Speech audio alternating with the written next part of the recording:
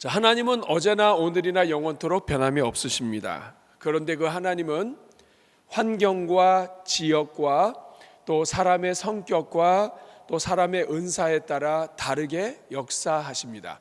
하나님은 한 분이시지만, 하나님은 변함이 없으시지만, 그 하나님은 사람을 존중하시고 사람의 성격과 성품과 관심을 존중하신다는 것이죠. 교회도 마찬가지입니다. 이 땅의 교회는 모두가 다 우리 주님의 몸입니다. 교회는 하나입니다. 그러나 이 몸 안에, 한 몸 안에 손도 있고 발도 있고 그리고 우리 몸의 신체 부분이 있는 것처럼 교회마다 하나님이 주신 소명과 은사가 다릅니다. 똑같이 예수님을 믿지만 특별히 하나님께서 지역과 또 그 교회만의 특별한 부르심에 따라서 하나님께서는 각각 차이가 있는 사명을 주실 수도 있는 것입니다. 고린도전서 12장 29절부터 30절 말씀을 보면 사도 바울이 이렇게 선포합니다. 다 사도겠느냐, 다 선지자겠느냐, 다 교사며 다 능력 행하는 자겠느냐. 30절에 보니까 다 병 고치는 은사를 가진 자이겠느냐, 다 방언 말하는 자이겠느냐, 다 통역하는 자이겠느냐. 그렇지 않다. 하나님이 어느 교회든지 성도들이든지 은사를 주신다.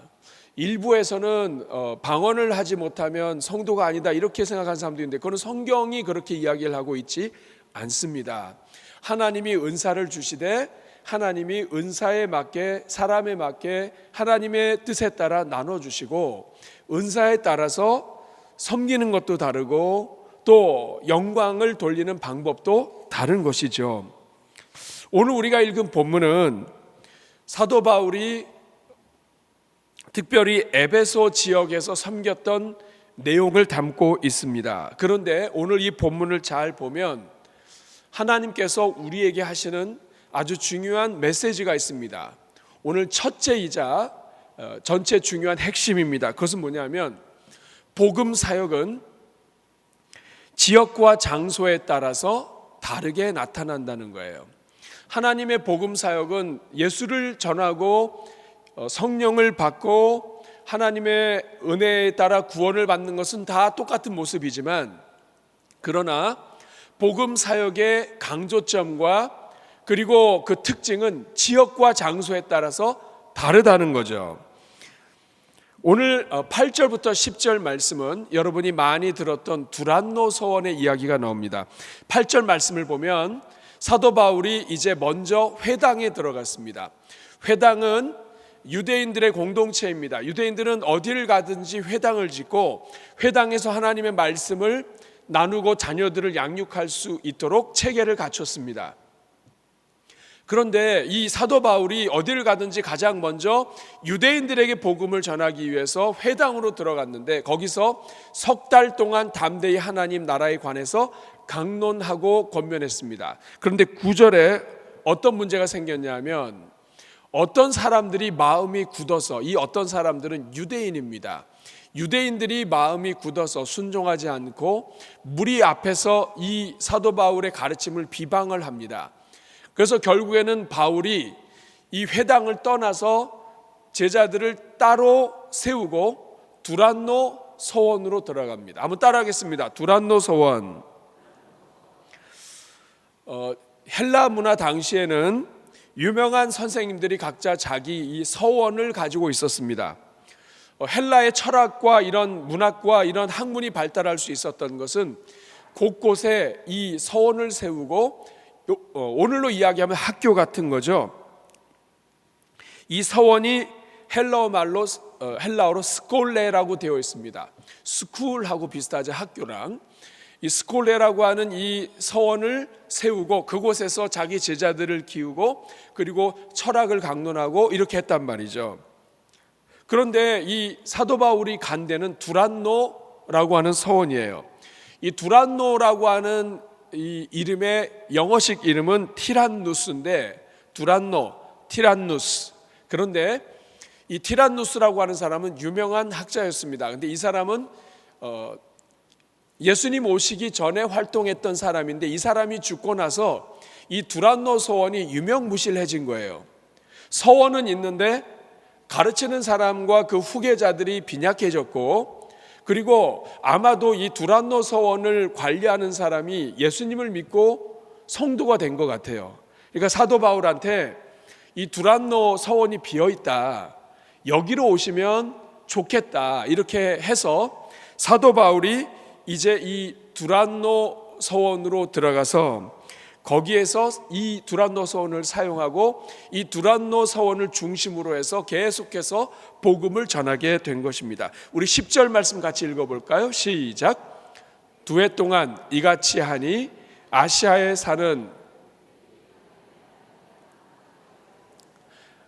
사는 사람들이 다 유대인이나 헬라인이나 다 이 두란노 서원에 온 거예요. 여러분, 회당에 가면 회당에서는 방해자들이 있었습니다. 유대인들이 못 들어오게 하고 이 예수님을 거역하고 이런 일들이 있었는데, 이 두란노라고 하는 이 서원을 중심으로 하다 보니까 자연스럽게 학교가 된 거예요. 그래서 이 두란노를 중심으로 복음도 전하고 거기에는 유대인들도 들어오고 헬라인들도 들어오고 이방인들도 들어오고 해서 거기에서 다 말씀을 들었습니다. 놀라운 사실은 이렇게 꾸준하게 말씀이 선포되다 보니까 11절 말씀, 하나님이 바울의 손으로 놀라운 능력을 행하게 하셨습니다. 사랑하는 여러분, 여기에 보면 이 두란노라고 하는 이 서원을 중심으로 사도 바울이 있을 때 누가 이 서원에 올까요? 놀기 좋아하는 사람들도 오긴 오겠죠. 그렇지만 주로 배우고 싶어하는 사람, 또 무엇인가 이렇게 말씀을 사모하고 연구하는 걸 좋아하는 사람들이 모인 거예요. 여기서 우리가 관심을 가져야 될 것은 장소가 두란노 서원이 되니까 이 두란노 서원에는 이 두란노 서원과 이 문화를 좋아하는 사람들이 모였다는 것입니다. 두란노 서원을 중심으로 했을 때는 말씀 사역이 강력하게 선포가 됐어요. 그런데 이렇게 계속 모여서 하나님 말씀을 강론하다 보니까 이제는 하나님의 은혜와 능력과 기적의 역사가 나타나기 시작을 했어요. 자, 11절 다시 한번 보겠습니다. 하나님이 바울의 손으로 놀라운 능력을 행하게 하시니 어떤 능력이 나타났을까요? 12절 같이 읽습니다. 심지어 사람들이 바울의 몸에서 손수건이나 앞치마를 가져다가 병든 사람에게 얹으면 그 병이 떠나고, 여러분 굉장히 놀라운 일입니다. 자, 사람들이 바울의 몸에서 손수건이나 앞치마, 바울이 가지고 있었던 것을 가져다가, 바울이 바쁘니까 가져다가 병든 사람에게 얹으면 그 병이 떠나간 거예요. 하나님께서 사도 바울을 귀하게 사용하신 것입니다. 주님께서 저에게도 그런 은혜 주시기를 바랍니다. 저의 이 겉옷을 벗어 던져서 우리 성도님들을 입히면 그 성도님이 못 일어나시던 분이 일어나는 역사가 있게 되기를 간절히 축복합니다. 아멘 하시는 분들에게는 그 역사가 오늘 당장 일어나기를 주님의 이름으로 축복합니다. 여러분, 이렇게 기도해 주셔야 돼요. 하나님 말씀이 신실하게 선포되고 신실하게 하나님을 믿게 되면 하나님의 능력이 함께 하시는 줄로 믿습니다. 여러분, 가정마다 이런 은혜가 있기를 바랍니다. 자, 그런데 아까는 분명히 두란노 서원을 중심으로 배우고 공부하는 일이 번졌다고 한다면 이제부터는 좀 색다른 사람들이 몰려들기 시작했습니다.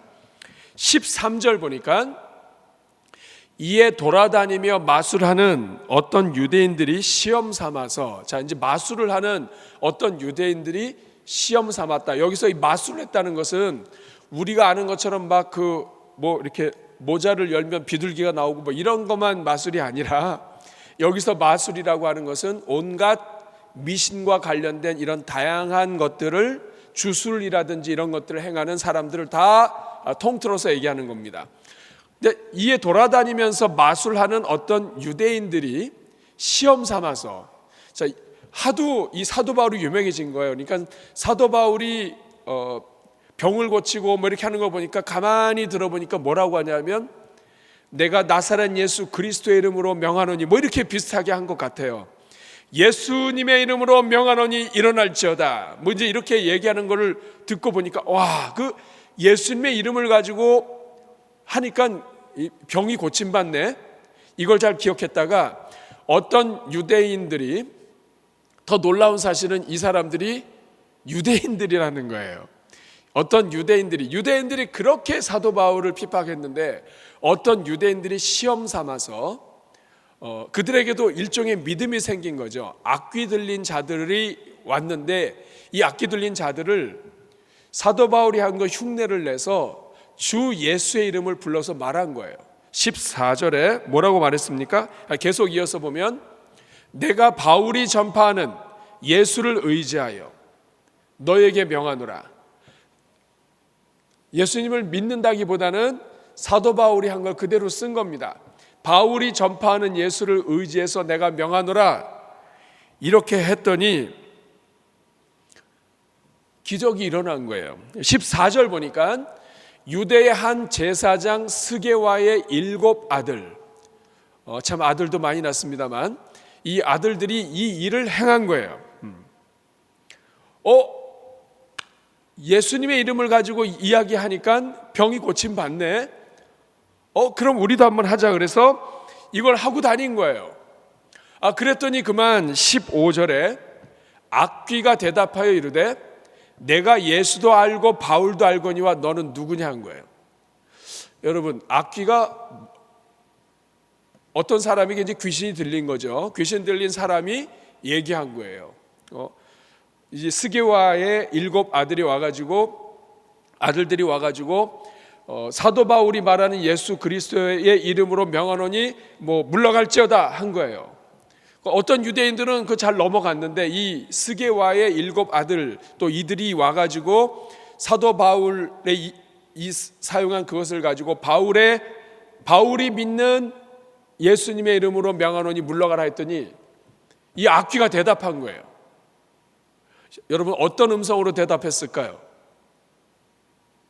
이르되 내가 예수도 알고 바울도 알거니와 너희는 누구냐, 뭐 이렇게 했을까요? 내가 예수도 알고 바울도 알거니와 너는 누구냐 이렇게 했을까요? 아니면 내가 예수도 뭐 이렇게.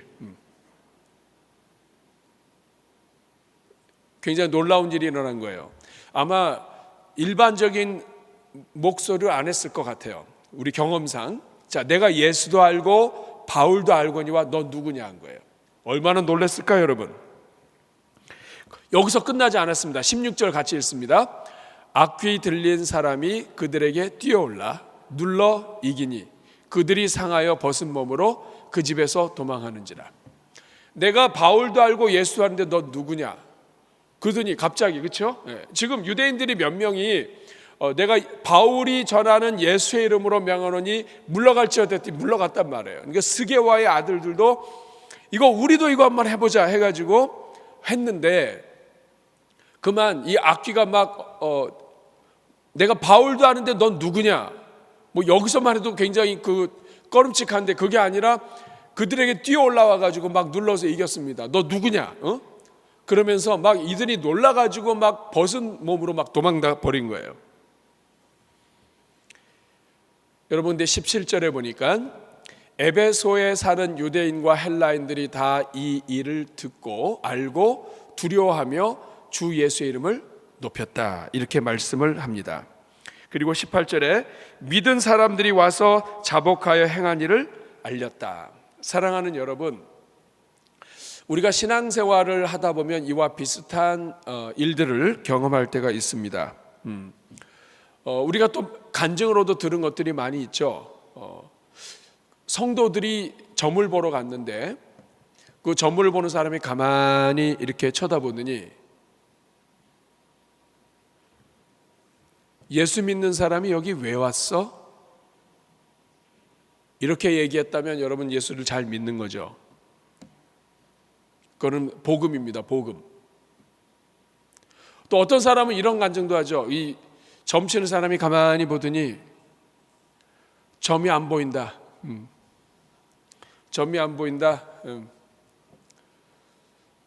어떤 큰 손이 함께하기 때문에 내가 아무것도 볼 수가 없다. 뭐 이렇게 얘기하면 오히려 그 믿음 없이 점치러 간 사람이 그 점집에서 일하는 사람 때문에 은혜를 받고 올 수가 있어요. 근데 그게 아니라 아무 말도 안 하고 동쪽으로 왜 갔어? 뭐 이렇게 얘기하면 여러분 회개해야 됩니다. 교회 다니고 예수님 믿는데도 불구하고 그걸 알아보지 못하는 거 아니에요. 근데 거기서 끝나는 게 아니라 내가 바울도 알고 예수도 아는데 넌 누구냐 하면서 달려 들어가지고 막 한다면 여러분 이거 어떻게 하겠어요? 지금 오늘 이 본문에 이 스게와의 7 아들들이 이 일을 행하다가 굉장히 큰 어려움 당했습니다. 자, 그러다 보니까 이 소문이 퍼져가지고 사도 바울이 믿는 예수님, 예수 그리스도의 이름이 더 높아졌습니다. 하나님이 이러한 스게와의 이 아들들을 통해서 하나님께서 은혜를 베푸신 거죠. 그러니까 믿음으로 선포한 자들에게는 하나님이 역사하시지만 믿지도 않으면서 그 이름을 쓰는 것에 대해서 하나님은 역사도 하시지만 그러나 하나님의 복음의 능력과 이 모든 것을 위하여 오히려 그 이름을 주술처럼 하나의 주문처럼 하나님 믿지도 않으면서 쓰는 사람들은 하나님이 경계하신다는 뜻이에요. 사랑하는 여러분, 오늘 근데 이 본문에서 중요한 것은 뭐냐면 두란노 서원에서 했을 때에는 두란노 서원에서 이 연구하고 묵상하고 말씀을 배우게 하는 사람들이 몰려드는가 하면 지금 이 사건을 통해서는 이 마술이라고 하는 이 마술하는 사람들이 이 지역에 굉장히 많았는데 이 마술하는 사람들이 다 전도를 받은 거예요. 19절 말씀 같이 한번 읽겠습니다. 자, 18절과 19절 같이 읽겠습니다. 18절부터 자, 17절부터 자, 18절부터 시작. 믿은 사람들이 많이 와서 자복하여 행한 일을 알리며 19절 또 마술을 행하던 많은 사람이 그 책을 모아가지고 와서 모든 사람 앞에서 불사르니 그 책값을 계산한 즉은 5만이나 되더라. 다른 지역에는 여러분 이 일이 없습니다. 사도 바울이 고린도에도 갔었고 또 갈라디아도 갔었고 또 여러 지역도 갔었는데 이 에베소라고 하는 이 지역에서만 이 사건이 일어났어요. 그런데 이 에베소 안에서도 두란노 서원에서 중심으로 움직일 때는 연구하고 묵상하고 학교로 배우는 일들이 많은가 하면 하나님께서 은혜를 주셔서 말씀 묵상이 계속되다 보니까 능력들이 나타나기 시작을 했는데 이 능력이 나타나기 시작하니까 이제까지 몰려들지 않았던 새로운 사람들이 몰려듭니다. 그러면서 이 마술하던 사람들이 하나씩 변화를 받고 이 마술하던 사람들이 이거 우리가 믿는 것은 가짜네 하면서 이들이 자기들이 가지고 있던 교본이죠, 교본, 마술 교본 이런 책들을 불사르기 시작을 했는데 19절에 보니까 그 책을 모아서 사람들 앞에 불살랐는데 책값이 얼마나 되었다고요? 은 5만. 자, 은 5만이나 되었더라. 이게 얼마나 될까요? 은 5만. NIV 성경에 보면 5만 드라크마라고 이렇게 써 있습니다. 그 당시에 은화는 드라크마였죠. 드라크마는 하루의 일당입니다. 오늘로 치면은 하루에 8만 원에서 10만 원 된다고 치면 하루에 10만 원 정도 했을 때 10만 곱하기 5만을 하시면 돼요. 얼마죠? 계산이 어렵습니다. NLT 성경은 수백만 달러라고 얘기합니다. 결국에는 이 금액을 오늘날로 환산하면 대략 한 50억 정도가 돼요. 놀라지도 않아요. 우리는 놀라지도 않아요. 우리 대한민국에 있는 교과서들을 모아서 한 게 아니고 마술하는 책들만 지금 모은 거예요. 마술하는 책들을 그 지역에 사람들이 갖고 와서 이거 쓸데없는 일이네, 여기서 말하는 이 마술이라고 하는 헬라어가 페리에르가라고 하는 단어인데, 이것은 쓸데없는, 주변에, 이런 뜻이에요. 그러니까 이 마술, 이거는 쓸데없는 일이다. 주문과 부적과 미신과 이런 것들이 막 되게 많았던 거예요. 근데 이것과 관련된 책들을 모아서 불살랐는데, 이 모아진 책값만 50억이다. 그러니까 여러분, 그 당시에 이 마술과 미신과 이쪽에 열린 사람들이 얼마나 많은 거예요. 그런데 하나님께서 이 일을 행하셨다. 그러면 이와 비슷한 일들이 다른 지역에서 일어나느냐? 그렇지 않아요. 에베소에서 일어납니다. 사랑하는 여러분, 여기서 우리가 알 수 있는 게 무엇이냐면, 하나님은 하나님의 일꾼을 일으키고 하나님의 교회를 세우시지만 그 교회가 다 똑같은 일을 하지는 않는다는 거예요. 하나님께서는 그 교회마다, 물론 교회마다 말씀이 있고 교회마다 은혜가 있고 교회마다 복음이 전파되고 교회마다 성령의 은혜가 있지만, 그럼에도 불구하고 교회마다 역사하시는 그 하나님의 이 역사의 방향과 그리고 이 모든 색깔과 이런 것들이 차이가 난다는 거예요. 지금 이 에베소에서는 이러한 일들이 일어났습니다. 두란노서원을 중심으로 할 때는 말씀 사역이, 그리고 하나님의 능력이 나타났을 때에는 마술책들과 관련된 책들이 불살라지는, 그게 50억만큼이나 불살라지는 하나님의 역사가 나타난다. 그만큼 에베소에서는 마술하는 모든 사람들을 하나님이 잡으신 거예요. 그 말은 뭐냐면, 에베소에는 마술하는 사람들이 많았다는 뜻이에요. 그 하나님의 관심은 바울을 통해서 이 에베소라고 하는 지역에서 마술하는 사람들을 다 하나님이 하나님의 백성과 하나님의 능력으로 복음 안으로 끌어들이시는 일을 에베소 교회가 했다는 거예요. 사랑하는 여러분, 오늘 두 번째로, 그렇다고 한다면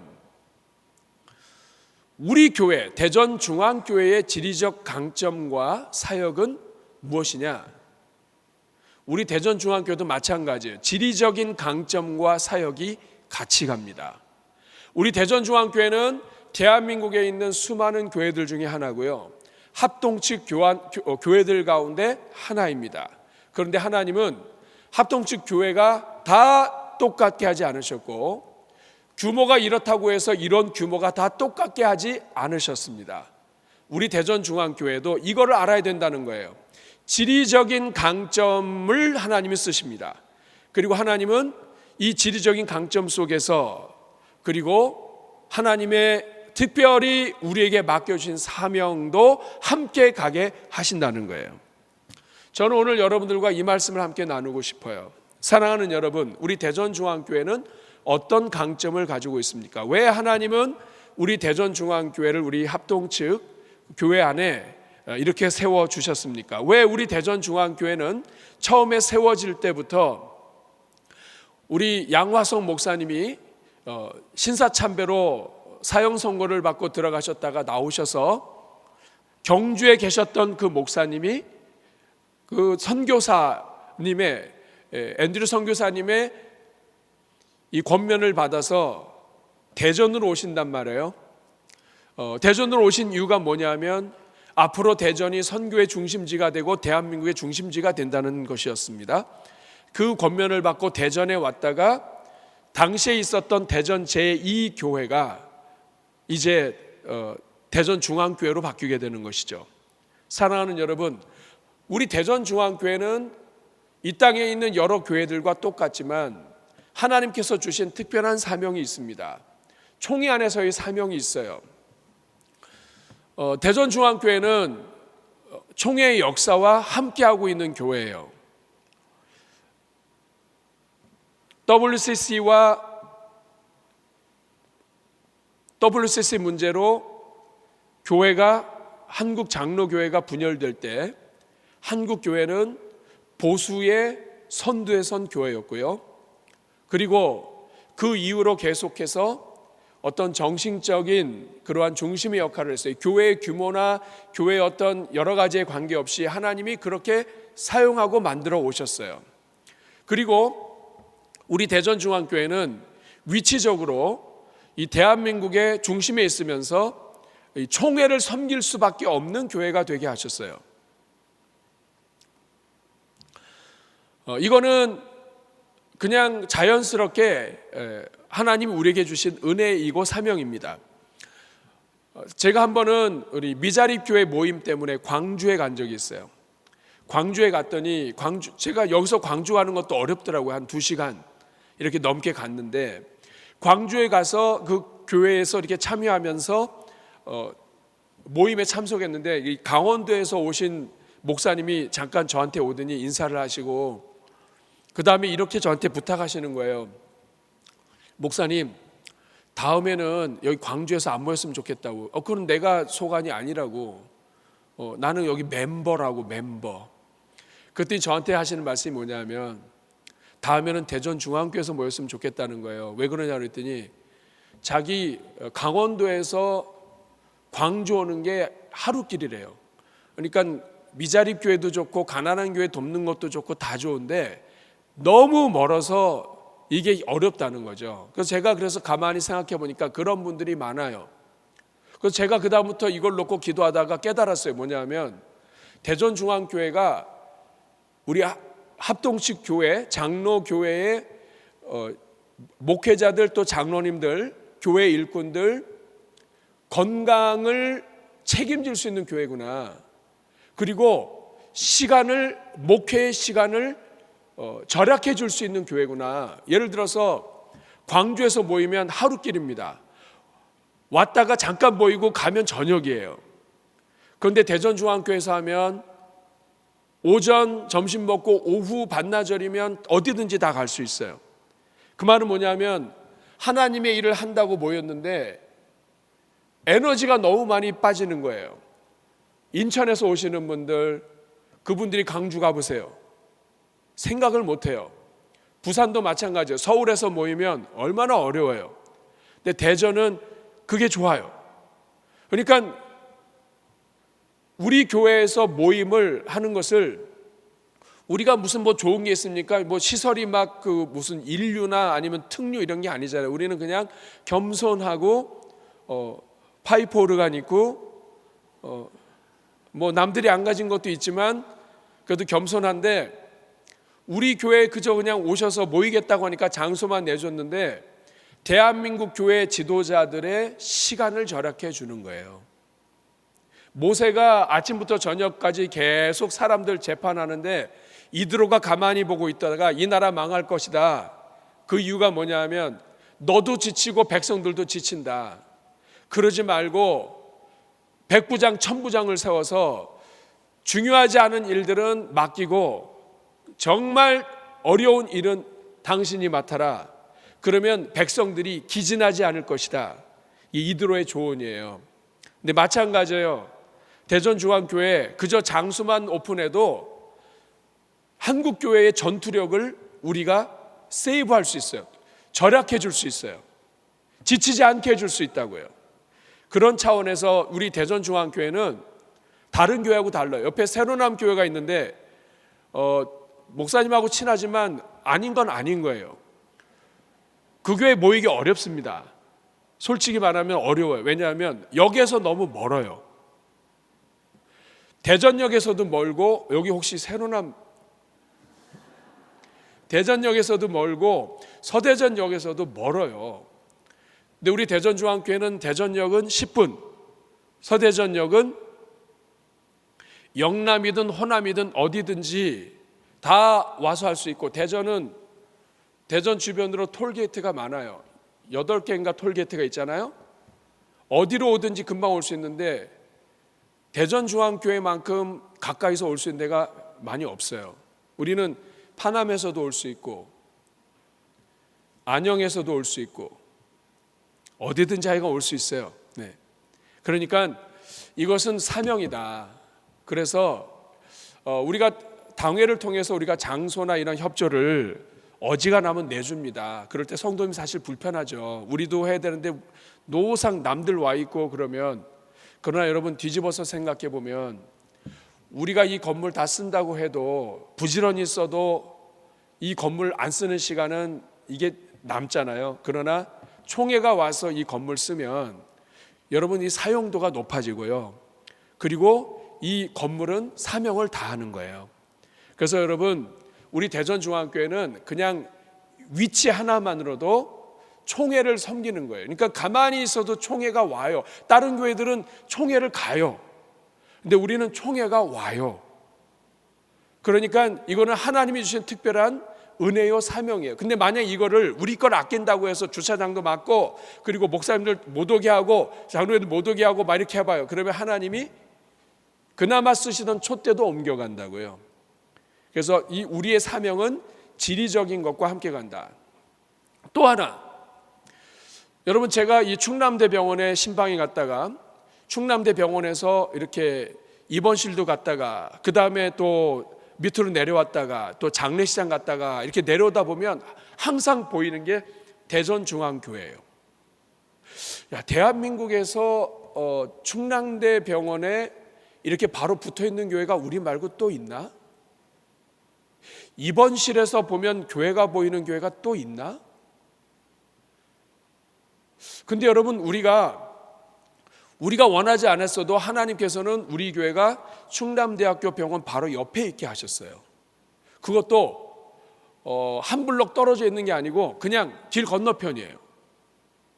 그래서 이 충남대병원 간호사들, 의사들, 이런 사람들이 급하면 여기 와서 주차하고 갈 수 있는, 어떻게 보면 주차하기 너무 좋은 그런 공간으로 오랫동안 자리 잡아 왔어요. 근데 여러분, 놀라운 사실은 하나님께서 붙여주실 땐 이유가 있는데, 우리가 이 지리적으로 하나님이 주신 이 하나님의 뜻을 우리가 그냥 무시하고 살 때가 많다는 거예요. 제가 병원 관계자를 만나가지고 하루에 충남대병원 앞에 이동하는 사람들 숫자를 듣게 됐어요. 하루에 6,000명 이상이 이 충남대병원 앞으로 지나갑니다. 의사들 있고 간호사들 있고 환자들 있고 약국에 오가는 사람들 있고, 이 병원 앞으로, 이 사거리 앞으로 우리 교회까지 합쳐서 이 주변으로 하루에 오가는 사람들이 6,000명이 넘는 거예요. 여러분, 대한민국에 있는 교회 가운데 하루에 6,000명 이상이 교회 앞으로 지나가는 교회가 있나요?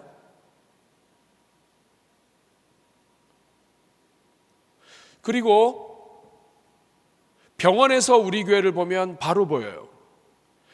병실에서 우리 교회 보면은 그냥 보여요. 돌아가신 한 권사님도 저한테 그런 얘기를 했습니다. 병원에서 우리 교회가 바로 보이는 거예요. 병실에서. 그러니까 그냥 자연스럽게 교회를 놓고 기도하는 거예요. 사랑하는 여러분, 교회를 다녔던 분은 병실을 배정받았는데 병실에서 교회가 보였을 때 어떤 마음이 들을까요? 병실에서 십자가가 보이면 하나님 피할 수가 없네, 이럴까요? 그 병실에서 하나님이 기도하라고 하시는구나, 이런 음성을 듣지 않을까요? 설령 교회를 다니다가 안 다녔던 사람이라 할지라도 그가 병실에 들어갔는데 교회가 보여요. 그러면 그 사람이, 여러분, 병실에 들어가서 이 병원에 입원하게 되면 사람이 마음이 가장 약해질 때예요. 의지해야 될 때예요. 후회가 많이 될 때예요. 그리고 자기 자신을 돌아보고 바쁘게 살았던 일상의 스피드에서 천천히, 슬로우 천천히, 그리고 자기 자신을 돌아보고 하나님을 돌아보고 가족을 돌아봐야 되는 때예요. 그때에 교회가 있다면 그건 하나님이 어떤 음성으로 주셨을까요? 교회를 어렸을 때 다니다가 신앙을 잃었던 사람도 병실을 배정받았는데 교회가 바로 보인다고 한다면 거기에서 하나님에 대한 신앙을 회복할 수 있지 않을까요? 한 번이라도 내가 여기 병원에 한 달, 두 달 있어야 된다고 한다면 그 기간 동안에 길 건너편에 교회 한번 와보고 싶은 마음이 있지 않을까요? 예배는 참석하지 않더라도 조용히 교회에 와서 기도하고 싶은 마음 하나님이 주시지 않을까요? 설령 예수님을 믿지 않는다 할지라도, 나는 어렸을 때부터 지금까지 교회를 계속 반대했다 할지라도, 이제 자기가 사형 선고를 받고 죽음 앞에 있을 때 아무것도 의지할 것 없고 이제까지 산다고 살았는데 아무도 찾아오지 않을 때 그 자기 눈앞에 있는 교회를 보고 한 번쯤은 예수님이 정말 계시지 않을까 하는 생각하지 않을까요? 사랑하는 여러분, 대전중앙교회는 그런 교회입니다. 이 말은 뭐냐 하면 하나님께서는 우리 대전중앙교회가 이 지역에 있는 많은 영혼들을 다 품기를 원하지만 특별히 병든 자에게야 의원이 필요하다고 얘기했습니다. 죄인에게 하나님의 아들이 필요한 것처럼 하나님께서는 연약한 자, 병든 자, 힘든 자 이런 사람들이 바로 교회 앞에 늘 있게 하셨습니다. 건강한 자에게는 의원이 필요 없고 병든 자에게나 쓸데있느니라. 내가 의인을 부르러 온 것이 아니라 죄인을 불러 회개시키러 왔노라. 건강할 때에는 하나님 찾지 않겠지만 그러나 병든 자들에게 의원이 필요한 것처럼 하나님께서 죄인을 부르시는 그 주님께서 병실에 있는 영혼들 하나님 먼저 부르시진 않으실까요? 특별히 몸이 아파서 심령이 부드러워지고 복음을 받아들일 준비가 다 되어 있는 그 영혼들 우리가 먼저 생각하고 그들을 위해서 기도해야 되지 않을까요? 저는 여러분 우리 교회를 이 앞으로 왔다 갔다 하면서 이 교회 건물을 보니까 교회 입구가 병원의 반대쪽이에요. 교회를 등지고 있단 말이에요. 교회가 병원을 등지고 있어요. 그렇지만 이걸 어떻게 하느냐에 따라서 등지지 않을 수 있어요. 저는 눈에 잘 보이는데 플래카드 하나 크게 만들고 싶어요. 우리 교회는 여러분들의 회복을 위하여 기도하고 있습니다. 우리 대전중앙교회는 여러분을 축복합니다. 하나님은 당신을 사랑하십니다.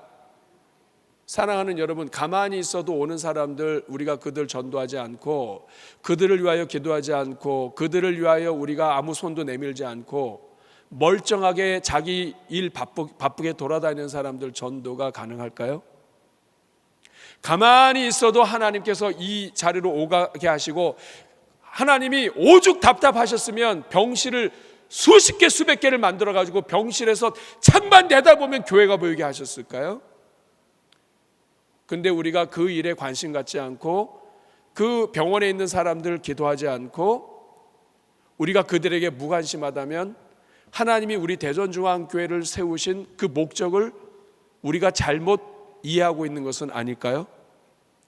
사랑하는 여러분, 이거 회복해야 합니다. 사실은 우리 교회가 누가회도 있었고 옛날부터 병원과 밀접한 관계가 있었어요. 그런데 어느 순간부터 우리가 이 사명을 잠깐 잃어버린 것 같아요. 이거 다시 회복했으면 좋겠습니다.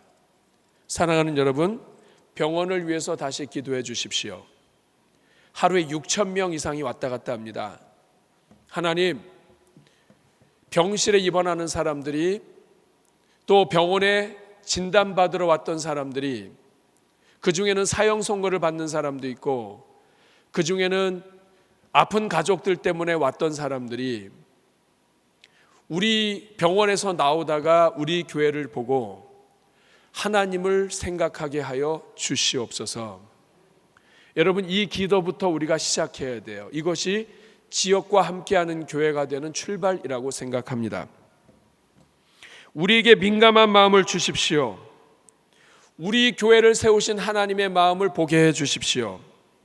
여러분, 유치원 사역도 마찬가지예요. 우리 교회는 77년의 역사 속에서 우리 다음 세대 자녀들을 키우는 일에 오랫동안 종사했습니다. 이 중에는 수천 명, 4천 명 이상이 졸업을 했는데 그 중에는 장로님이 되신 분도 있고 그 중에는 이 지역에 뿌리를 내린 분들도 있고 타 지역으로 가신 분들도 있어요. 가끔씩 해외에서 우리 자녀들이 왔는데 유치원 나왔다 그러더라고요. 그런데 여러분, 이제는 소문이 나서 우리 교회는 어쨌든 다음 세대 교육과 관계가 있어요. 이거 우리의 강점이에요. 사실은 학교 사역을 새로남이나 다른 데서 해야 되는 게 아니라 우리가 먼저 했어야 됐어요. 왜냐하면 우리는 오랫동안 유치원 사역을 통해서 아이를 키웠단 말이에요. 저는 이 일 하나님이 우리에게 주신 일이라고 생각합니다.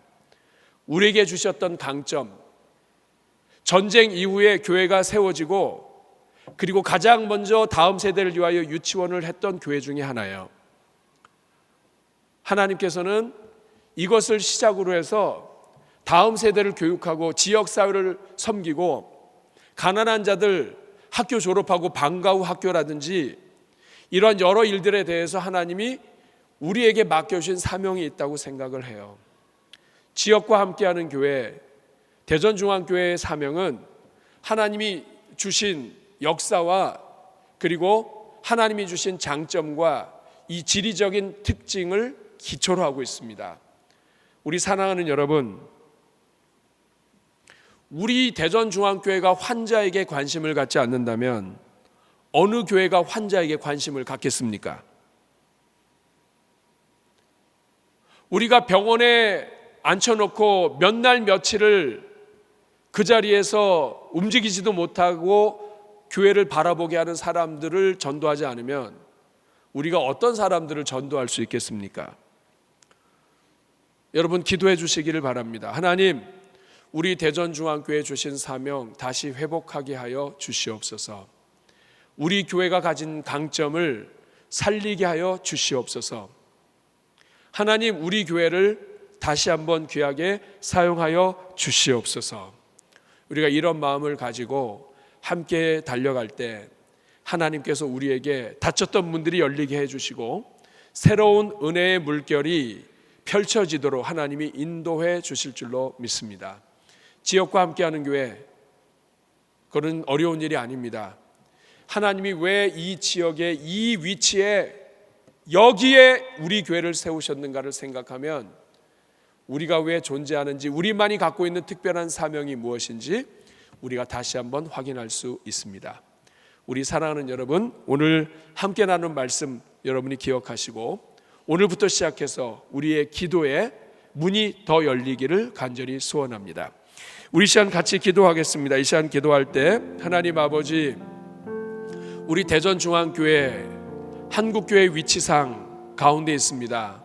우리 교회를 마음껏 사용하여 주시옵소서. 우리 교회 하나님이 쓰시고자 하시는 대로 사용하여 주시옵소서. 하나님, 우리 교회 건너편에 병원 있습니다. 하루에 수천 명이 오가는 저 병원, 우리가 저들을 향한 영혼 사랑과 구원의 마음을 다시 회복시켜 주시고, 하나님 아버지, 우리 대전중앙교회 특별히 이 위치에 세우신 하나님의 뜻을 우리가 간구할 때 우리의 사명과 사역도 열어 주시옵소서. 늘 환자들 오가는데 우리가 그들을 위하여 기도하지 못했다면 하나님 불쌍히 여겨주시고 은혜 내려 주시옵소서. 우리 오늘 말씀에 반응하면서 우리 주님 앞에 우리 대전중앙교회가 하나님의 특별한 사명을 감당하는 교회 되도록, 우리 자신의 기도가 문이 열리도록, 기도의 지경이 넓어지도록 우리 같이 기도할 때 저를 한번 따라해 주시기 바랍니다. 주여 은혜를 주옵소서. 우리 같이 주여 한번 부르고 기도합니다. 주여. 자비로우시고 내려오신 아버지 감사합니다. 하나님 아버지, 이 자리에 있는 주의 종들에게 은혜를 더하여 주옵소서. 아버지, 우리 대전중앙교회 하나님이 특별하시게 세우신 하나님의 은혜가 있습니다. 하나님 아버지, 주여 은혜를 더하여 주시옵시고 하나님이여 주의 능력으로 함께하여 주시옵소서.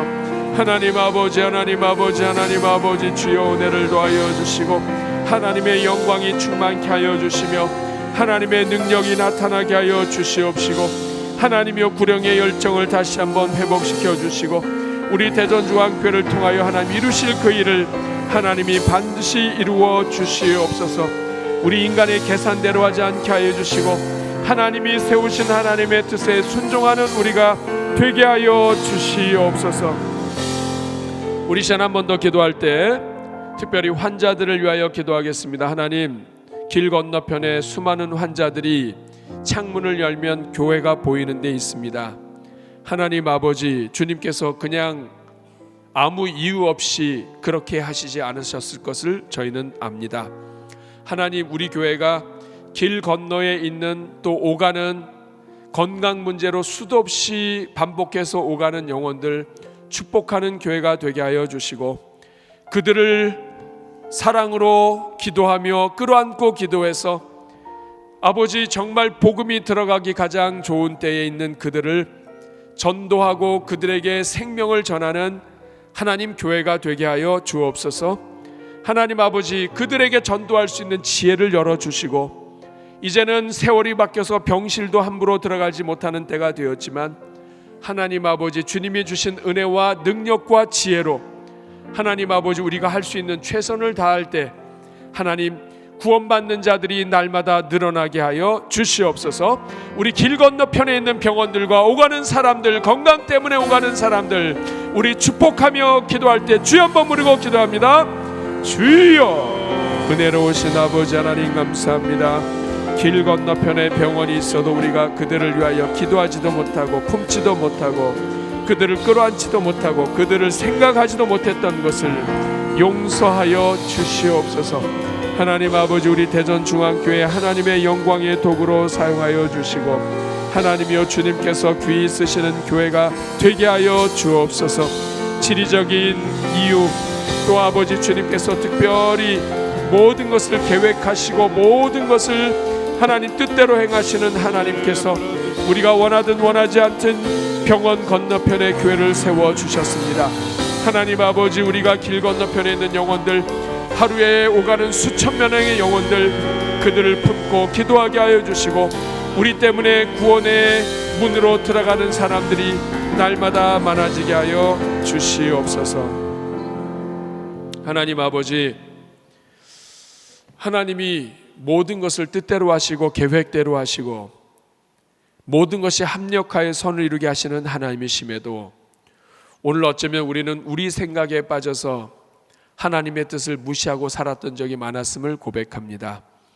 주님, 대형 병원의 길 건너편에, 그것도 병실에서 그냥 가만히 있어도 보이는 교회, 하나님이 그냥 세우지 않으신 줄로 믿습니다. 건강하지 못하여 연약한 영혼들, 이제 병들어 죽으면 그나마 영접할 수 있는 기회조차 없어지는 영혼들, 하나님은 그들을 불쌍히 여겨주시고 오래전에 우리 교회 여기 세워주신 줄로 믿습니다. 하나님, 우리가 이 영성부터 회복시켜 주시옵소서. 병든 자들을 위하여 끌어안고 기도하게 해주시고 저들을 향한 우리의 소명과 사명도 회복시켜 주시옵소서. 그리하여서 우리를 통하여 구원받는 자들이 늘어나도록 우리 교회를 다시 사용하여 주시옵소서. 주님을 찬송하옵고 예수님의 이름으로 기도하옵나이다.